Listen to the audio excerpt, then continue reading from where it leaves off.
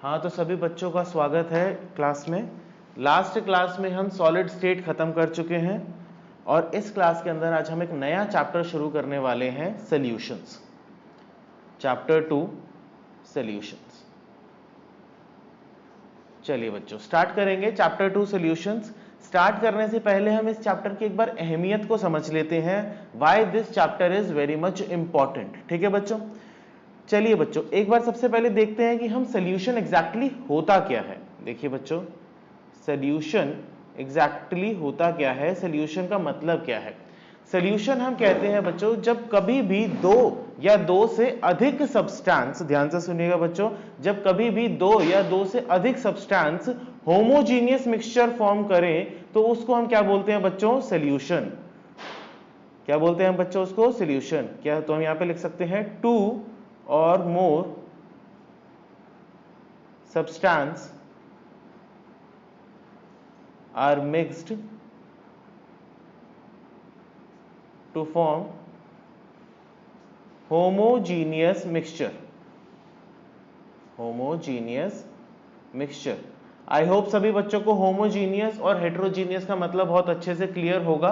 Homogeneous mixture बच्चों क्या होते हैं, जिनमें जो सब्सटेंस हमने ऐड करे हैं वो यूनिफॉर्मली एडेड हो, यानी कि पूरे अच्छे तरीके से मिक्स हो, ऐसा ना हो कि लेयर्स फॉर्म हो रही हो। जैसे ऑयल और वाटर की अगर मैं बात करूं तो वहां पर बच्चों लेयर फॉर्म होती है, तो that type of substance are not homogeneous substance. वो कौन से होते हैं, हेट्रोजीनियस होते हैं। और जैसे होमोजीनियस की मैं बात करूं, अगर पानी के अंदर जैसे बच्चों आप चीनी डालते हो या फिर पानी के अंदर नमक डालते हो तो वो पानी के अंदर नमक या चीनी पूरे तरीके से घुल जाती है।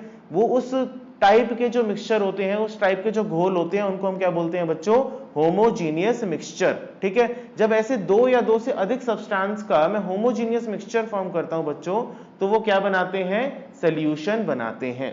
ठीक है बच्चों, अब यहां पर इंपॉर्टेंस की बात करूं तो सॉल्यूशन हमारी डेली लाइफ के अंदर इतना इंपॉर्टेंट क्यों है। देखिए बच्चों, कोई भी सब्सटेंस अगर मैं किसी दूसरे सब्सटेंस के अंदर ऐड करके एक होमोजीनियस मिक्सचर फॉर्म करने की कोशिश कर रहा हूं, तो एक स्पेसिफिक क्वांटिटी हमें पता होनी चाहिए कि मैं कितना उसके अंदर मुझे ऐड करना है कि वो हमारे रियल लाइफ के अंदर बेनिफिशियल हो सके। जैसे एग्जांपल के तौर पे बच्चों मैं बताऊं कि अगर मैं 1 ppm, ppm is a unit इसके बारे में हम थोड़ी देर में डिस्कस करेंगे। मान लो अगर मैं 1 ppm फ्लोराइड डाल देता हूं, क्या डाल देता हूं, फ्लोराइड आयन डाल देता हूं अपने टूथपेस्ट के अंदर, तो वो टूथपेस्ट के अंदर जो 1 ppm पड़ा हुआ फ्लोराइड आयन है ना, तो वो हमारे दांतों को मजबूती देने का काम करता है बच्चों। लेकिन अगर 1 ppm से थोड़ा ज्यादा हो जाए, 1.5 ppm तक हो जाए, तो वो दांतों को खराब करने का काम करता है। और अगर 1.5 ppm से भी ज्यादा फ्लोराइड आयन अगर मैं डाल दूं, तो ऐसी स्थिति के अंदर बेटा वो पॉइजन के तौर पे काम करने लग जाता है और थोड़े टाइम में तुम्हें दिखेगा कि बंदा ही नहीं बचा, दांत तो क्या ही बचेंगे उसके। तो इस चीजों को देखते हुए हमें इस चीज की जानकारी होनी जरूरी है कि जब मैं कोई भी सॉल्यूशन फॉर्म करूं ना बच्चों, तो मुझे यह पता होना चाहिए कि मैं कितना सब्सटेंस ऐड करूं ताकि वो हमारी रियल लाइफ के अंदर बेनिफिशियल हो सके। तो उसकी जो मेजरमेंट होती है वो हमें सिखाती है इस चैप्टर के अंदर, सॉल्यूशन के अंदर, कि क्या चीज किसके अंदर कितनी होनी चाहिए, कितने अमाउंट में होनी चाहिए, उसकी कैलकुलेशंस क्या रहनी चाहिए। ठीक है बच्चों, आई होप इस चैप्टर का ओवरऑल आपको समझ में आ गया होगा कि हमें एग्जैक्टली क्या क्या चीजों के ऊपर ध्यान देना है। चलिए बच्चों, अब नेक्स्ट देखते हैं जो हमें इस चैप्टर के अंदर पढ़ना है, बाइनरी सॉल्यूशंस के बारे में। बाइनरी सॉल्यूशंस, देखो बच्चों, जैसा कि सॉल्यूशन मैंने लिखा, दो या दो से अधिक सब्सटेंस जब मैं मिक्स करूंगा तो हमारा होमोजीनियस मिक्सचर फॉर्म हो, उसको हम क्या बोलेंगे, सॉल्यूशन। ठीक है बच्चों, बाइनरी सॉल्यूशन के अंदर मैं दो से अधिक की बात नहीं करूंगा, यानी कि 3 या 4 या 5 सब्सटेंस को अगर मैं ऐड करके होमोजीनियस मिक्सचर फॉर्म कर रहा हूं तो उसकी बात नहीं करूंगा। बाइनरी के अंदर फिक्स्ड रहते हैं कि मेरे को दो ही सब्सटेंस को ऐड करना है और उससे मेरे को क्या बनाना है, एक होमोजीनियस मिक्सचर फॉर्म करना है। आई होप समझ में आ गया होगा। ये सिर्फ दो ही सब्सटेंस के बारे में बात करेगा, होमोजीनियस मिक्सचर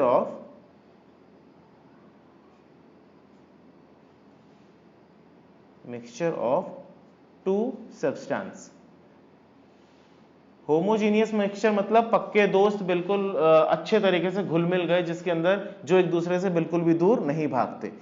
सॉल्यूशन और बाइनरी सॉल्यूशन का मतलब समझ में आया तो बच्चों जल्दी जल्दी से कमेंट बॉक्स पे थम्स अप बनाओ। और कंफर्म करो, फिर हम आगे चलेंगे चैप्टर के अंदर।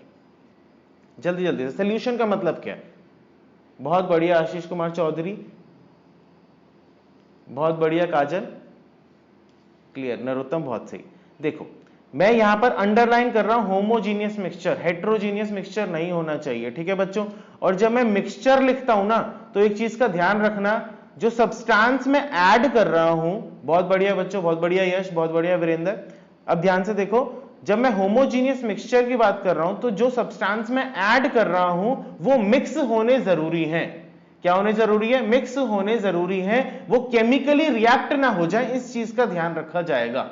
केमिकली रिएक्ट का मतलब, अगर मैंने दो सब्सटेंस को ऐड किया और उन दोनों सब्सटेंस को ऐड करके कोई तीसरी चीज बन के निकल गई, तो वो क्या होती है? केमिकल रिएक्शन होती है। मैं केमिकल रिएक्शन नहीं कर रहा हूं इस चैप्टर के अंदर, सिर्फ मिक्सिंग कर रहा हूं। उन दोनों सब्सटेंस की जो आइडेंटिटी रहेगी वो वैसी की वैसी रहेगी, बस वो आपस में बहुत अच्छे से घुल मिल जाएंगे, पक्की दोस्ती हो जाएगी। लेकिन ये नहीं है कि वो दोनों मिलकर कोई तीसरी चीज बना देंगे, ऐसा नहीं होगा, ठीक है। तो यहां पर इस चीज का ध्यान रखना। चलिए अब आगे चलते हैं, सॉल्यूशन के बारे में आपको बेसिक चीजों के बारे में जानकारी होगी।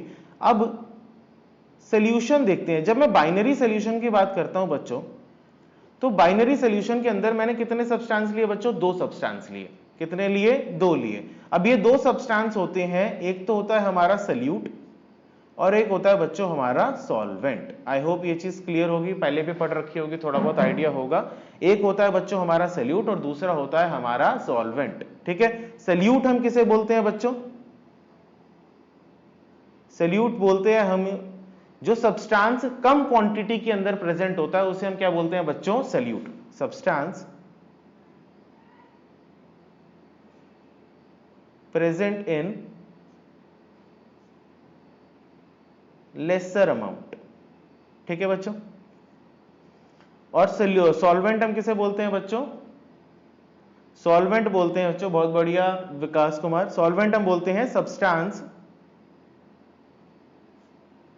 प्रेजेंट इन हाइयर अमाउंट, जो ज्यादा अमाउंट के अंदर प्रेजेंट होता है बच्चों, उसे हम क्या बोलते हैं? सॉल्वेंट। लेकिन मैं यहां पर कुछ बच्चों का मिसकंसेप्शन जरूर क्लियर करूंगा। देखिए बच्चों, एक सवाल से मेजर अमाउंट, हाइयर अमाउंट, कुछ भी, बहुत बढ़िया संजय। आगे देखो, नेक्स्ट एक सवाल तुम्हारे सामने है बच्चों, अगर मैं 80% रहने देते हैं, हाँ 80% H2SO4 के अंदर 20% वाटर ऐड करता हूं, परसेंट ही लेते हैं, 80% H2SO4 के अंदर अगर मैं 20%, यानी कि मैंने एक सोल्यूशन बनाया, बाइनरी सोल्यूशन बनाया, जिसमें मैंने क्या लिया? 80% H2SO4 और 20% वाटर। अब बताओ कि सोल्यूट कौन सा होगा और सॉल्वेंट कौन सा होगा? आशीष कुमार चौधरी कह रहे हैं वाटर सॉल्वेंट होगा। एक बार सभी बच्चे पोस्ट करें, विच वन इज सोल्यूट? इसमें से सोल्यूट कौन सा होगा? सॉल्वेंट ही है वाटर, वाटर सोल्यूट रहेगा वीरेंद्र। H2SO4 सॉल्वेंट होगा अनुराग कुमार, वाटर सॉल्वेंट होगा मानस। कुछ बच्चों ने सही लिखा है, कुछ बच्चों ने गलत लिखा है, लेकिन बहुत सारे बच्चों ने जिन्होंने सही भी लिखा होगा, हो सकता है कि उन्हें एग्जैक्ट रीजन ना पता हो कि उसका सही होने का आंसर क्या है, मतलब सही होने का रीजन क्या है। बेटा यूनिवर्सल सॉल्वेंट तो ठीक है, बट एक बार रीजन देख लो, टू बी प्रिसाइज रीजन क्या होता है। देखिए बच्चों, अब ध्यान दो, यहां पर मैंने लिखा है जो सल्यूट है वो लेसर अमाउंट के अंदर प्रेजेंट होता है और सॉल्वेंट क्या होता है? हाइयर अमाउंट के अंदर प्रेजेंट होता है, बिल्कुल सही। अगर इस हिसाब से हम देखें, लेसर अमाउंट के अंदर कौन सा प्रेजेंट है? वाटर प्रेजेंट है, ठीक है। अगर वाटर लेसर अमाउंट में प्रेजेंट है तो इसका मतलब क्या ये सल्यूट होगा? नहीं, ऐसा नहीं होता। चलिए एग्जाम्पल के तौर पर इसी को हम समझने की कोशिश करते हैं। लेट 80 ग्राम्स ऑफ H2SO4, 80% का मतलब क्या हो गया? मैंने मान लिया कि भाई 80 ग्राम्स हमारा H2SO4 है, is dissolved in 20 grams H2O, यानी कि 80 ग्राम H2SO4 किसके अंदर डिसॉल्व्ड है बच्चों? 20 ग्राम H2O के अंदर डिसॉल्व्ड है। परसेंटेज को मैंने किस में कन्वर्ट कर दिया? ग्राम्स में। टोटल सोल्यूशन का मैंने अमाउंट कितना ले लिया? 100 ग्राम, ठीक है। अब देखते हैं कि नंबर ऑफ मोल्स हमारे पास H2SO4 के कितने होंगे। Number of moles of H2SO4, देखिए बच्चों, नंबर ऑफ मोल्स का फॉर्मूला क्या होता है? लास्ट क्लास के अंदर आप बहुत अच्छे से पढ़ के आए होंगे मोल कंसेप्ट, और अगर नहीं भी पढ़ के आऊंगे तो 9th 10th के अंदर सभी बच्चों ने पढ़ा होता है नंबर ऑफ मोल्स का फॉर्मूला। नंबर ऑफ मोल्स का फॉर्मूला होता है बच्चों गिवन मास, यानी कि जो मास होता है हमें दे रखा है, डिवाइड बाय मोलर मास। ठीक है, डिवाइड बाय मोलर मास। मास कितना गिवन है बच्चों यहां पर H2SO4 का 80 ग्राम्स, और मोलर मास आप सभी को कैलकुलेट करना आता होगा, क्लास 11th में आपने सीखा होगा। आप इंडिविजुअल मास को ऐड कर दो और मोलर मास इसका निकल आएगा। इसका मोलर मास निकल के आता है बच्चों लगभग 98 के आसपास। ठीक है बच्चों, कितना मोलर मास निकल के आता है इसका? 98 के आसपास। अब यही अगर आप नंबर ऑफ मोल्स देखोगे H2O के, number of moles of H2O, तो आपको दिखाई देगा number of given mass upon में मोलर मास, कि हमारा अगर यहाँ पे 20 ग्राम गिवन मास है और H2O का मोलर मास कितना होता है बच्चों? 18। तो आप देख पा रहे होंगे कि H2SO4 और H2O में नंबर ऑफ मोल्स किसके ज्यादा है? यहाँ पे मैं बोल सकता हूं कि जो नंबर ऑफ मोल्स है H2O के ज्यादा है number of moles of H2SO4 से, है कि नहीं? बिल्कुल सही वीरेंद्र साहू, यहाँ पे आप देख पा रहे होंगे जो नंबर ऑफ मोल्स हैं H2O के H2SO4 से ज्यादा हैं। अगर H2O के नंबर ऑफ मोल्स ज्यादा हैं तो ये क्या होगा बच्चों? हमारा सॉल्वेंट। क्या होगा बच्चों? हमारा सॉल्वेंट। तो यहां पर जो मैंने बात लिखी थी वो आधी अधूरी थी, वो मेरे को चेक करना था कि आपको आता है कि नहीं आता। देखिए बच्चों, सल्यूट लेसर अमाउंट में तो प्रेजेंट होगा ही होगा, बट जो अमाउंट कैलकुलेट करने का मेथड होगा वो हमारा ग्राम्स ना होके कौन सा होता है बच्चों? मोल्स होता है। यहां पे मैं क्लियरली लिख देता हूं, amount is calculated in terms of moles. Moles में हम अमाउंट को कैलकुलेट करते हैं। आई होप सभी बच्चों को समझ में आ गया होगा। मोल्स के बेसिस पे देखें तो H2O के जो मोल्स हैं वो H2SO4 से ज्यादा हैं, इसीलिए जो हमारा H2 है वो क्या है? सॉल्वेंट है, और H2SO4 क्या रहेगा यहां पे? हमारा सल्यूट रहेगा। अब जल्दी जल्दी से बच्चों पोस्ट करो, क्लियर हुआ तो, और अगर कोई भी डाउट हो तो अपना पोस्ट कर सकते हो। जल्दी जल्दी से थम्स अप बनाओ अगर क्लियर है तो। बहुत बढ़िया यश। सल्यूट और सॉल्वेंट के बीच में डिफरेंस क्लियर होना चाहिए। अगर यही क्लियर नहीं है तो सॉल्यूशन के अंदर आगे कैसे बढ़ोगे? बहुत अच्छे नेहा, बहुत अच्छे आदित्य। आई होप सभी बच्चों को ये चीज क्लियर हो गई होगी। ठीक है, चलिए बच्चों, राजू पांडे बहुत अच्छे। देखिए बच्चों ध्यान दीजिए अब, बहुत अच्छे सिमरन। देखिए बच्चों यहां पे ध्यान दीजिएगा एक बार, जो सॉल्यूशन है मैंने क्या कहा? दो या दो से अधिक सब्सटेंस का होमोजीनियस मिक्सचर होता है। बहुत अच्छे प्रीति, अब यहां पे आ जाइए। दो या दो से अधिक सब्सटेंस का क्या होता है बच्चों? Homogeneous mixture. ठीक है, या फिर बाइनरी सॉल्यूशन की बात करूं तो दो सब्सटेंस का होमोजीनियस मिक्सचर। देखिए बच्चों, ये जो सब्सटेंस होते हैं इनकी जो फिजिकल स्टेट होती है वो गैस भी हो सकती है, वो लिक्विड भी हो सकती है, वो सॉलिड भी हो सकती है। मैं पहले ही यहां पे क्लियर कर देता हूं बच्चों कि हमारी फिजिकल स्टेट जो होती है सब्सटेंस की वो कोई भी हो सकती है। ऐसा कोई मैंडेटरी नहीं है कि हमें सिर्फ लिक्विड सॉल्यूशंस के बारे में पढ़ना है, हम हर टाइप के सॉल्यूशंस के बारे में पढ़ेंगे। सॉरी, हाँ, हम हर टाइप के सॉल्यूशंस के बारे में पढ़ेंगे। सॉल्वेंट हमारा यहाँ पे सॉलिड भी होगा, सॉल्वेंट हमारा लिक्विड भी होगा, सॉल्वेंट हमारा गैस भी होगा। हम गैस को गैस में मिलाएंगे, गैस को सॉलिड में मिलाएंगे, लिक्विड को गैस में मिलाएंगे। हम हर तरीके के बारे में सोचने की कोशिश करेंगे। ठीक है बच्चों, तो यहाँ पे ऐसी कोई धारणा मत बना लेना अपने दिमाग के अंदर कि जो सॉल्यूशन होता है, सॉल्यूशन थोड़ा थोड़ा सा टर्मिनोलॉजी से बंदे को ना लिक्विड की तरफ ज्यादा ले जाता है कि भाई हम लिक्विड्स के बारे में बात कर रहे हैं। ऐसा नहीं होता। हम गैस के बारे में भी बात कर सकते हैं, हम सॉलिड के बारे में भी बात कर सकते हैं। फिजिकल स्टेट जो होती है सॉल्यूट और सॉल्वेंट की कुछ भी हो सकती है, सॉलिड भी हो सकती है, लिक्विड भी हो सकती है और गैस भी हो सकती है। ठीक है बच्चों, चलिए आगे चलते हैं।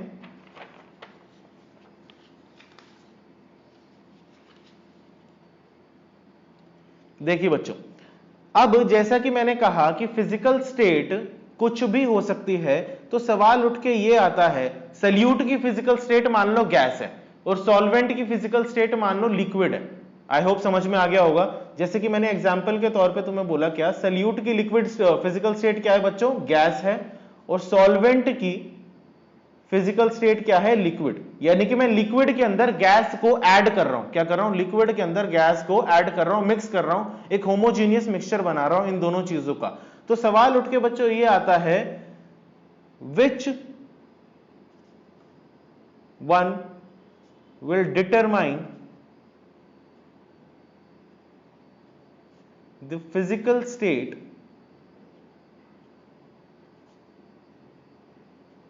Of solution. बहुत बढ़िया। तो आपके सामने सवाल बहुत बढ़िया सब फ्रेम हो गया। सल्यूट की फिजिकल स्टेट कुछ है और सॉल्वेंट की फिजिकल स्टेट कुछ और है, तो सॉल्यूशन की जो फिजिकल स्टेट निकल के आएगी वो कौन डिटरमाइन करेगा, सल्यूट करेगा या सॉल्वेंट करेगा? तो काफी बच्चों ने आंसर दे भी दिया है, तो इसका आंसर बहुत ही क्लियर है, एग्जैक्टली सॉल्वेंट करेगा मानस। बहुत अच्छे। तो जो सॉल्यूशन की फिजिकल स्टेट होगी वो कौन डिटरमाइन करेगा? सॉल्वेंट डिटरमाइन करेगा। Physical state of solution is determined by the physical state of solvent. सभी बच्चों को यहां से ये चीज क्लियर हो जानी चाहिए। अगर हमारा सल्यूट गैस है, सॉल्वेंट लिक्विड है, तो यहां पे हमारे सॉल्यूशन की फिजिकल स्टेट क्या होगी बच्चों? किस स्टेट के अंदर वो प्रेजेंट होगा यहां पे? तो हम कह सकते हैं यहां पे जो सॉल्यूशन की फिजिकल स्टेट होगी बच्चों क्या होगी? लिक्विड होगी। आई होप ये चीज क्लियर हो गई होगी। तो फिजिकल स्टेट से बहुत ही अच्छा क्वेश्चन अगर यहां पे अगर फ्रेम हो जाए अगर किसी कॉम्पिटिटिव एग्जाम में, तो क्या हो सकता है अगर सल्यूट की फिजिकल स्टेट की दी जाए और सॉल्वेंट की दे दी जाए और सॉल्यूशन की फिजिकल स्टेट तुमसे पूछ ली जाए। ठीक है बच्चों, लिक्विड। बहुत बढ़िया। तो यहां पर ये चीजें भी क्लियर हो गई हैं। चलिए बच्चों, अब हम नेक्स्ट टॉपिक की तरफ बढ़ते हैं, कंसंट्रेशन टर्म्स। कंसंट्रेशन टर्म्स, ये बच्चों पूरा का पूरा जो टॉपिक है आप क्लास 11th के अंदर बहुत अच्छे से पढ़ के आए होंगे, लेकिन अगर नहीं भी पढ़ के आए तो आप यहां पर ध्यान दीजिएगा। अगर कोई भी डाउट हो तो आप पोस्ट कर सकते हो। अगर नहीं पढ़ के आए तो मैं एडवाइस करूंगा कि क्लास के बाद एक बार क्लास 11th का ये जो मोल कॉन्सेप्ट वाला पार्ट है, कंसंट्रेशन टर्म्स वाला पार्ट है, वो जरूर कीजिएगा। एक बार हम फॉर्मूलेस देख लेते हैं। ये सारे के सारे जो फॉर्मूले हमने क्लास 11th के अंदर पढ़े थे कंसंट्रेशन टर्म्स के, क्या क्या थे देखिए बच्चों। सबसे पहले तो हमने कंसंट्रेशन टर्म पढ़ी थी बच्चों मास परसेंट। कौन सी पढ़ी थी? मास परसेंट। हाँ, तो कौन सी कंसंट्रेशन टर्म पढ़ी थी बच्चों हमने? मास परसेंट। मास परसेंट के अंदर हम कौन सी पढ़ी थी? W by W. W by W जैसा कि नाम से क्लियर है, यहां पर हमारा क्या रहता है बच्चों? मास ऑफ सल्यूट, सल्यूट का मास डिवाइड बाय सॉल्यूशन का मास। क्या रहता है? Mass of solution, mass of solution into में 100। परसेंटेज है तो इसलिए हमने 100 से इसे मल्टीप्लाई कर दिया। अगर मास फ्रैक्शन होती तो हम इसे 100 से मल्टीप्लाई नहीं करते। बहुत बढ़िया यश। अगर इसी पैटर्न में तुम्हें कंसंट्रेशन टर्म पूछ ली जाए, ये तो होगी हमारी W बाय डब्ल्यू। अगर मैं यहां पे तुमसे वॉल्यूम परसेंट पूछ लूं, वॉल्यूम परसेंटेज जो कि हमारी क्या होती है? V by V. देखो किसी भी चीज को चेक करने के दो तरीके होते हैं हमारे पास जनरली। एक तो हम मास की फॉर्म में उसे चेक कर सकते हैं, उसकी मेजरमेंट ले सकते हैं, या फिर हम उसे वॉल्यूम के फॉर्म में मेजरमेंट भी ले सकते हैं। ठीक है, अगर वो लिक्विड फॉर्म के अंदर मौजूद है तो। देखिए बच्चों, वॉल्यूम के केस के अंदर हम कैसे लिख सकते हैं? Volume of solute. अगर तुमसे वॉल्यूम परसेंटेज पूछ ले V बाय वी, तो यहां पे क्या आएगा? Volume of solute divide by volume of solution multiply by 100। ठीक है बच्चों, चलिए आगे चलते हैं। नेक्स्ट एक डिफरेंट टाइप की हमारे पास टर्म भी होती है। सर वीडियो क्लियर नहीं है। अमन प्रजापति, बेटा क्लियर ही आ रही है यहाँ पे, तो अगर कोई भी ब्लरीनेस आती है तो वो थोड़ा सा फोकस कर लेता है अपने आप। देखिए थर्ड हमारे पास क्या होती है? W बाय वी, जो कई बार कॉम्पिटिटिव एग्जाम में पूछी जाती है। CBSE में ज्यादातर इसके सवाल आने के चांसेस कम ही होते हैं। W बाय वी नाम से क्लियर है। ऊपर हमारे पास क्या है? W, यानी कि ऊपर हमारे पास क्या है? Mass of solute divide by हमारे पास क्या है? V, that is volume of solution. क्या है बच्चों यहां पे? Volume of solution multiply by 100। ठीक है, अगर तुम्हें W बाय वी की फॉर्म के अंदर पूछ ले कंसंट्रेशन टर्म तो। चलिए बच्चों आगे चलते हैं। नेक्स्ट देखते हैं ppm। ppm जैसा कि नाम से क्लियर है, पार्ट्स पर मिलियन, यानी कि 1 मिलियन के अंदर कितना अमाउंट किसी भी सल्यूट का मौजूद है। अब ये जो ppm भी है बच्चों, ये तीनों कैटेगरी के अंदर मेजर हो सकता है। W बाय डब्ल्यू में भी, V बाय वी में भी और W बाय वी के अंदर भी, तीनों में हम इसे मेजर कर सकते हैं। तो यहां पर हम लिख देते हैं नंबर ऑफ पार्ट्स ऑफ 10 की पावर 6 वीरेंद्र साहू, बहुत अच्छे। Number of parts of solute divide by number of parts of solution. मतलब ये मैं पार्ट्स लिख रहा हूं, यहां पे आप क्वेश्चन के हिसाब से मास को भी लिख सकते हैं, यहां पे आपको वॉल्यूम भी लिख सकते हैं, दोनों में से कुछ भी लिख सकते हो डिपेंडिंग अपॉन कि आपसे क्वेश्चन क्या पूछा गया है। बस इसमें जो मल्टीप्लिकेशन फैक्टर रहता है बच्चों, वो किसका रहता है, 10 की पावर 6 का। अगर मान लो तुम्हें क्वेश्चन के अंदर ग्राम्स में दे रखा है तो उसको ग्राम्स में यूज करो। जैसे एग्जाम्पल के तौर पर अगर मैं यहां पर बताऊं, मान लीजिए आपको दे रखा है यहां पे 5.8 grams of O2 is dissolved in 5.8 grams of O2 is dissolved in 1000 gram of H2O। किसके अंदर दे रखा है, 1000 grams of H2O। तो आप ppm अगर आप निकालने की कोशिश करेंगे तो कितना आएगा बच्चों, 5.8। देखना ऊपर और नीचे की जो यूनिट है वो सेम होनी चाहिए। अगर यहाँ ग्राम है तो यहाँ पे भी क्या होना चाहिए, ग्राम। अगर यहाँ ml है तो यहाँ पे भी क्या होना चाहिए, ml। यहाँ पर लीटर है तो यहाँ पे भी क्या होना चाहिए, लीटर। तो इस हिसाब से आप जो यूनिट रखोगे ऊपर की और नीचे की वो क्या होनी चाहिए, सेम। ठीक है बच्चों, तो यहाँ पर हमारे पास क्या आ जाता है बच्चों, 5.8 ग्राम्स, एक सेकेंड बच्चों, 5.8 ग्राम्स डिवाइड बाय 1000 इंटू में 10 की पावर 6। तो बच्चों आप ppm में निकालोगे तो ये लगभग आ जाएगा 5.8 इंटू 10 की पावर 3 ppm। ठीक है बच्चों, इस तरीके से आपका सवाल निकल सकता है। ठीक है, तो आप ये ध्यान रखिएगा ऊपर और नीचे की जो यूनिट रहनी चाहिए वो क्या रहनी चाहिए बच्चों, सेम रहनी चाहिए, और अगर अलग अलग है तो उसे सेम कर दो। आई होप ये चारों कंसंट्रेशन टर्म्स क्लियर हो गई होंगी। अगर कोई भी डाउट है, सारी पुरानी क्लास की आपने पढ़ रखी है, अगर कोई भी डाउट हो तो पोस्ट करो, और अगर क्लियर है तो जल्दी से थम्स अप बनाओ, फिर हम आगे चलेंगे, आगे की कंसंट्रेशन टर्म्स देखेंगे। क्लियर है यश, बहुत अच्छे। आशीष कुमार चौधरी, अमन प्रजापति, अभी तो सिर्फ फॉर्मूले लिखे हैं, ज्यादा दिक्कत नहीं आएगी। एक बार जरा आगे क्वेश्चंस करेंगे तो आपको और ज्यादा क्लैरिटी आएगी इसमें। सूजल जा, चलो बहुत अच्छे बच्चे, आगे चलते हैं। 4 टाइप की कंसंट्रेशन टर्म्स हमने देख ली हैं। अब आगे देखते हैं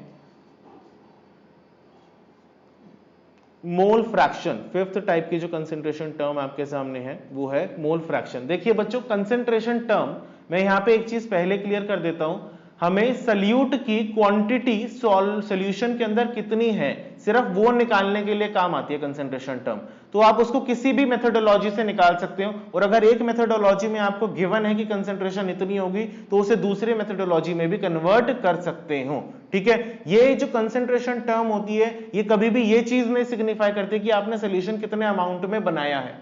आप कितने भी अमाउंट में सोल्यूशन को प्रिपेयर कर सकते हो और उसका यूज करके आप इस कंसंट्रेशन, किसी भी कंसंट्रेशन टर्म्स को निकाल सकते हो। देखिए बच्चों, मोल फ्रैक्शन किसके बराबर होता है, number of moles of solute divide by number of moles of solute plus number of moles of solvent. अगली कंसंट्रेशन टर्म है बच्चों मोलारिटी। मोलारिटी आप सभी ने पढ़ी होगी, क्या होती है यहां पे, number of moles of solute divide by volume of solution. अब ये जो वॉल्यूम है सॉल्यूशन की वो आप किस में रखेंगे, लीटर में रखेंगे। ठीक है बच्चों,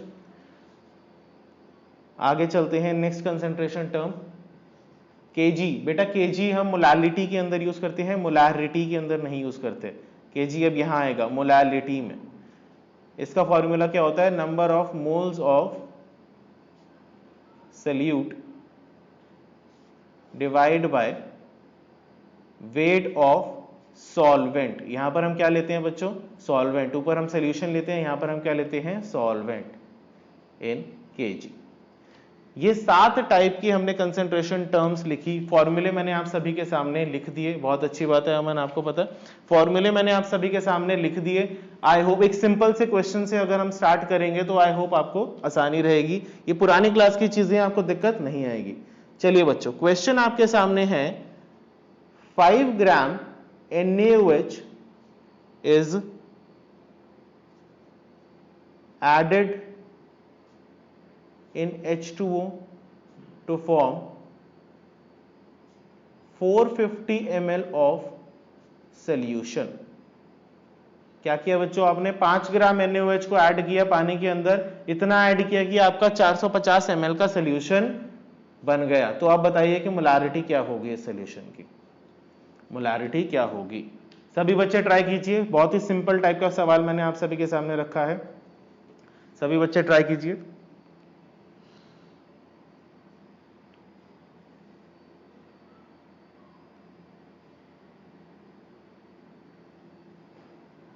जल्दी जल्दी से।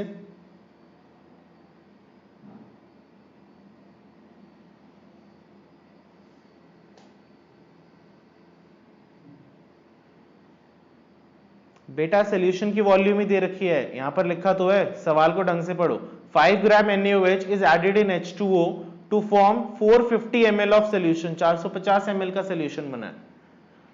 आशीष कुमार चौधरी 0.278, बहुत अच्छे, आंसर इज करेक्ट। मानस का आंसर भी करेक्ट है। चलिए बच्चों, अब हम देखते हैं कि क्या करना है यहाँ पे। मोलारिटी का फॉर्मूला आप सभी के सामने है, फॉर्मूला ऊपर ही लिखा हुआ है इसी पेज पे। 0.27 आदित्य, बहुत अच्छे। फॉर्मूला क्या कहता है कि कितने मोल्स हमारे सल्यूट के प्रेजेंट हैं, कितने मोल्स हमारे सल्यूट के प्रेजेंट है 1 लीटर सॉल्यूशन के अंदर। Volume of solution in litre, यानी कि 1 लीटर सॉल्यूशन के अंदर कितने मोल्स हमारे सल्यूट के प्रेजेंट है। तो यानी कि हमें क्या निकालना है, मोल्स निकालना है। तो सबसे पहले सल्यूट हमारे पास क्या है, NaOH, तो हम क्या निकालेंगे, मोल्स ऑफ NaOH कितने हैं, मोल्स ऑफ NaOH। देखिए बच्चों, मास हमारे पास गिवन है, 5 ग्राम का मास है। NaOH का मोलर मास होता है बच्चों लगभग 40। आप कैलकुलेट कर लीजिएगा, इतनी आपको समझ आ गई होगी, क्लास 11th में पूरा मोल कंसेप्ट करके आए हैं। तो मोल्स हमारे पास कितने हो जाएंगे बच्चों, यहाँ पे 40। Number of moles of NaOH कितने हो गए, 5/40। ठीक है बच्चों, अब मोलारिटी के अंदर इसे सब्स्टिट्यूट कर दो।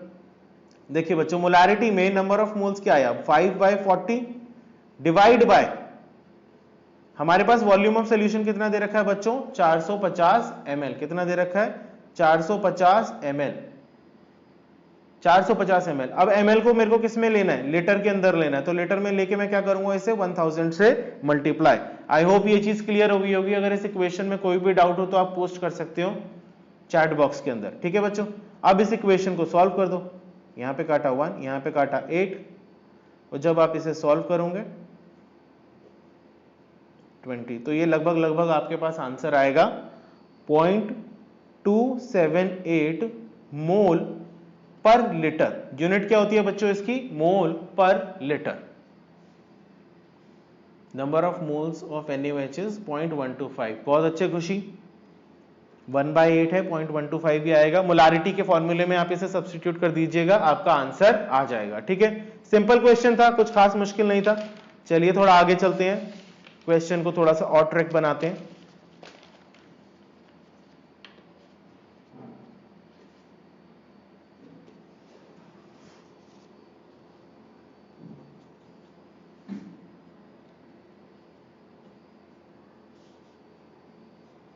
चलिए बच्चों, सवाल आपके सामने है, calculate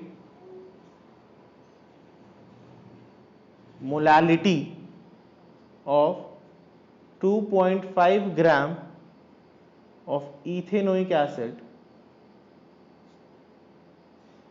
calculate molality of 2.5 gram of ethanoic acid in 75 gram of benzene. सवाल में बहुत ज्यादा कुछ नहीं है, मैंने यहाँ पे कुछ ऑर्गेनिक सब्सटेंस का यूज किया है। इथेनोइक एसिड को मैंने किस में डाला है, बेंजीन के अंदर डाला है। यानी कि ये आपका क्या हो गया बच्चों, सल्यूट, और ये क्या हो गया बच्चों आपका सॉल्वेंट। पहले बता देता हूं, इसमें पानी सॉल्वेंट नहीं है, सॉल्वेंट क्या है बच्चों, बेंजीन। तो अब आपको मोलालिटी निकालनी है। सवाल आपके सामने, जल्दी जल्दी से ट्राई कीजिएगा बच्चों, ट्राई करिए।